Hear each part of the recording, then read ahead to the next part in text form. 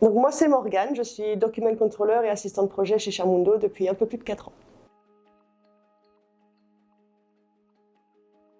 À l'heure actuelle, les problèmes sont souvent les mêmes, quels que soient les projets sur lesquels on travaille. Et un des plus gros problèmes qu'on rencontre en termes de gestion de projet, c'est la dispersion de l'information et la multiplication des versions.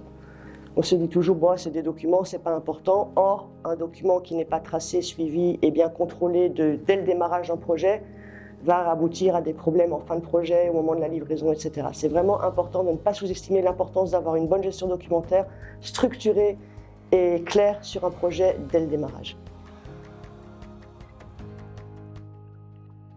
Sur le terrain, j'observe, du fait de la multiplicité des versions et du fait qu'on ne sait pas trop où sont stockées, j'observe des problèmes de timing, d'organisation. J'ai 2-3 exemples concrets que je peux donner. Imaginez un ingénieur électrique qui passe des heures à mettre à jour un document en version 2 et qui passe vraiment des heures, etc. Et au moment où son document est finalisé, approuvé, il se rend compte qu'en fait, entre-temps, il y a une version 3 qui était stockée au bon endroit, qui a été approuvée. Et donc, il a perdu 4 à 5 heures de travail à travailler sur un document qui était déjà obsolète au moment où il a commencé à le mettre à jour. Un autre exemple que j'ai personnellement vécu, c'est qu'on peut imaginer un département technique, on envoie des spécifications techniques pour un achat d'un équipement quelconque, quel que soit le projet.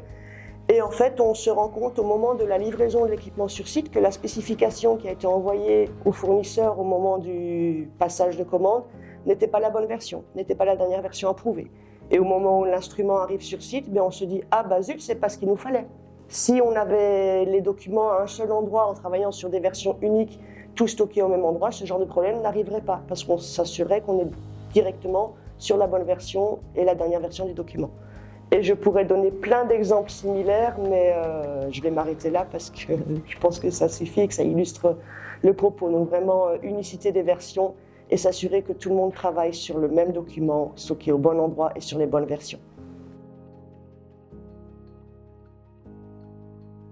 Les impacts sont multiples et variés. Sur les délais, souvent ce qu'on observe, c'est le fait de travailler sur des mauvaises versions de documents ou de ne pas savoir où chercher le document. Et donc, j'en reviens au problème qu'il faut que ce soit centralisé et contrôlé et géré. Le fait de ne pas savoir où trouver la bonne version résulte sur des retards de mise à jour, d'où des retards de livraison, parce que tant qu'on n'envoie pas les bons documents, les fournisseurs, les contracteurs ne peuvent pas savoir ce dont on attend.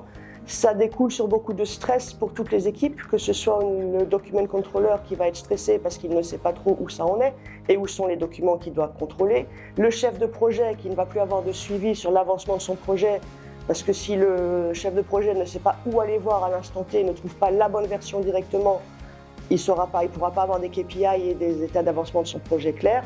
Donc du stress aussi pour tout ce qui est côté financier, de la perte de temps, donc des délais rallongés.